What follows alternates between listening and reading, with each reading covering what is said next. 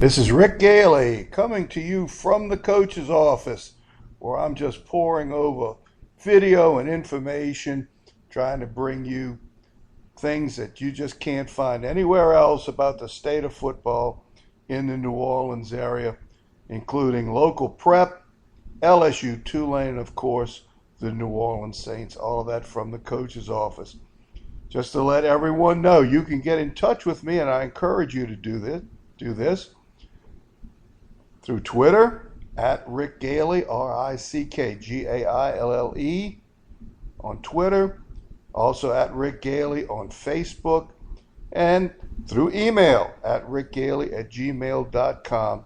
So if you have any questions or anything you want me to cover in the future, please let me know one of those ways, because I'm having to record this early today because in just a couple of hours I'll be heading over to Pan American Stadium, where the De La Salle Cavaliers are taking on the Psi Academy Commodores in an important game for De La Salle, who's undefeated at this point.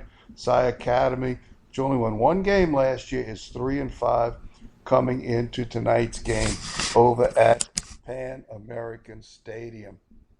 And just to let you know how you can keep track of what's going on every week, go to sportsnola.com. They have the best prep scoreboard anywhere and the best prep articles anywhere. So if you want any information on really anything going on in the greater New Orleans area, go to sportsnola.com. And included there are some videos of our television show that Renee Nato and I do, Prep Recruiting Insider. We do that every Wednesday. We had Coach Mark Sanji and the Jesuit Blue Jays on this week. Next week we'll have Coach Al Jones and the St. Augustine Purple Knights on. And then in another couple of weeks we'll have McDonough 35 and Coach Wayne Reese. And taking a look first at the McDonough 35 Ron Eagles, Coach Reese once again doing a superb job. Legendary coach, Hall of Fame caliber coach, someone who I'm proud to say is a friend. I've known him for such a long time and appreciate the work that he does. Well, Warren Easton, with a 48-0 win over Riverdale last week, went to 8-0. They're traveling up to play the Amite Warriors in a road game of I-55, taking on the Warriors. And then in Week 10, Edna Carr, the big district showdown. He meets a non-district game, but Edna Carr will be for district at 4A supremacy in the New Orleans area. That will be in another week. That will be next week on Thursday at Edna Carr. So looking forward to all of that action. Just a quick look at what McDonough 35 has done so far.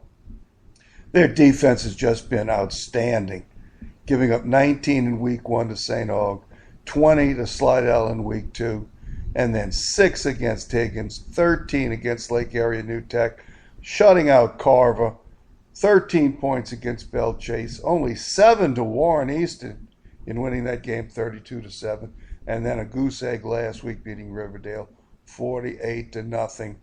So the Ron Eagle defense is certainly leading the way. Just a loaded football team, and we appreciate once again the great work that Coach Reese and that super coaching staff is doing at McDonough 35. One of the great stories of the year.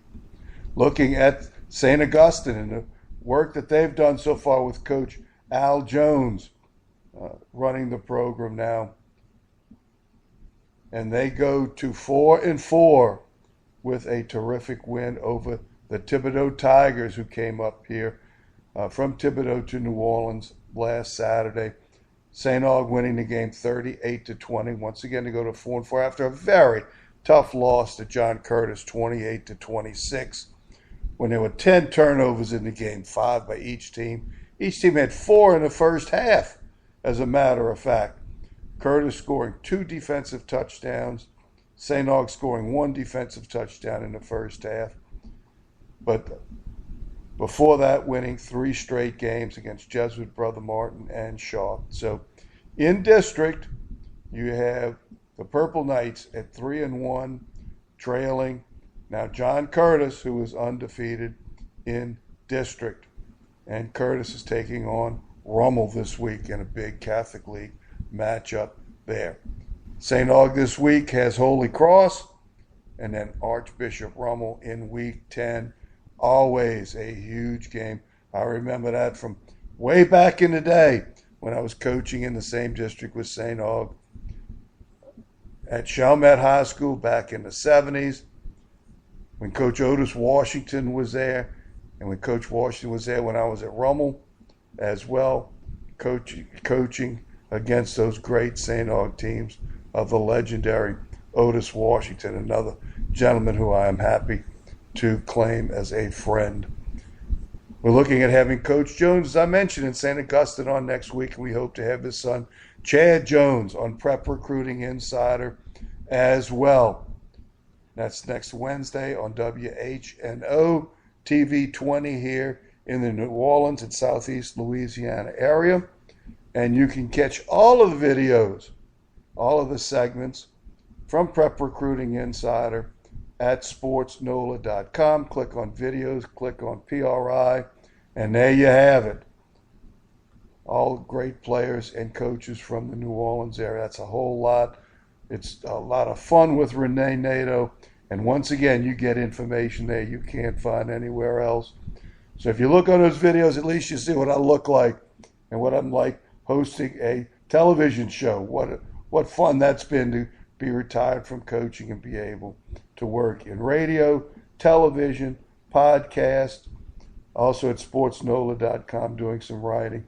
And you can also find a video in that at that site of me at the Greater New Orleans Sports Foundation Quarterback Club, talking about two of the big turnovers the Saints had that cost them the game and how they were entirely preventable.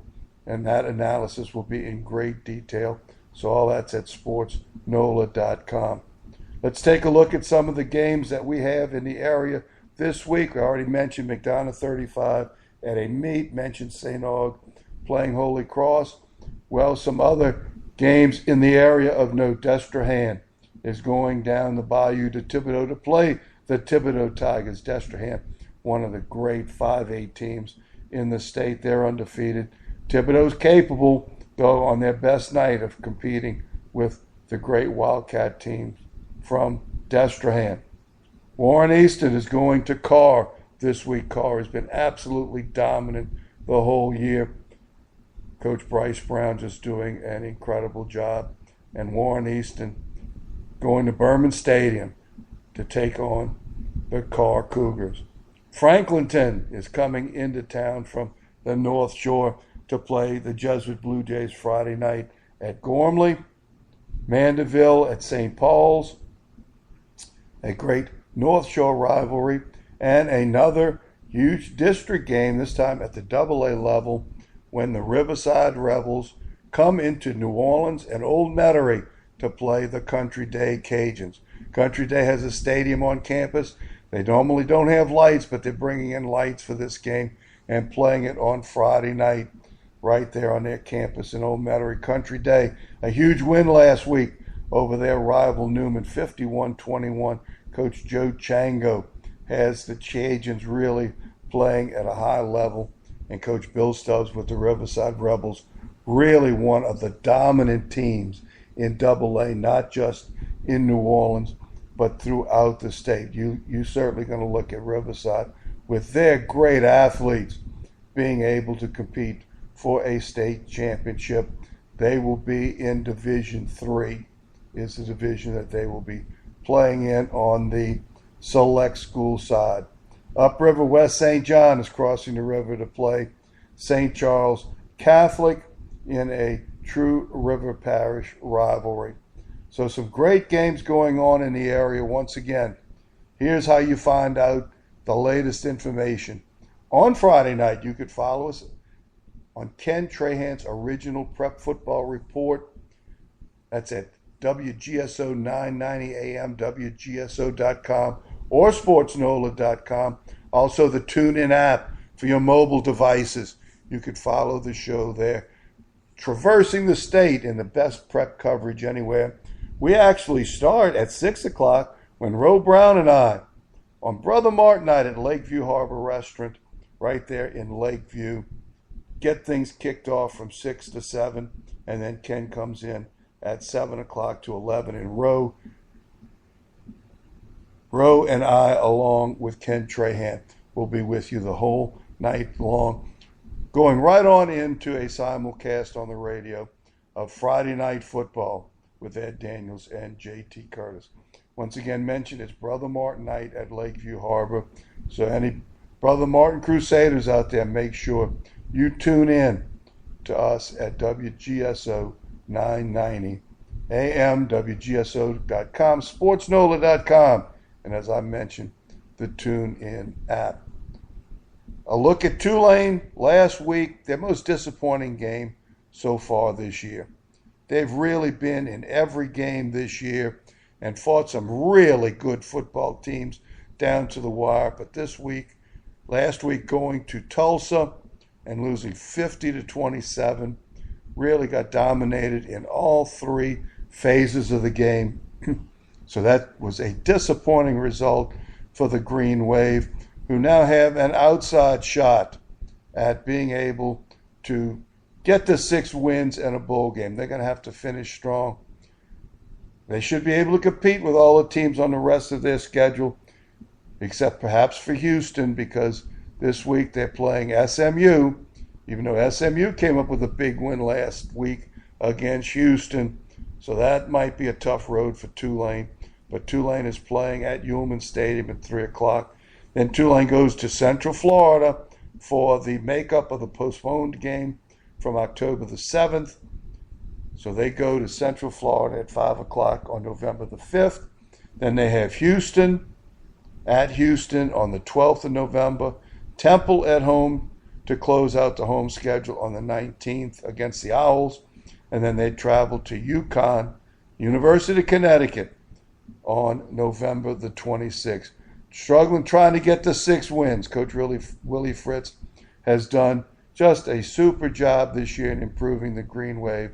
So both teams, SMU and Tulane, competing this week, both 3-4, but SMU coming off of a huge win against the Houston Cougars. Houston has stumbled twice in a row now and taken some luster off of their season, but looking for a great contest between the Tulane Green Wave and the SMU Mustangs. Once again at Ullman Stadium, Saturday afternoon. LSU is off this week after a superb win against the Ole Miss Rebels, winning 38-21 after being tied 21-21 at halftime with a big mistake that the Tigers made right before halftime. But the Tigers got into the locker room tied at 21.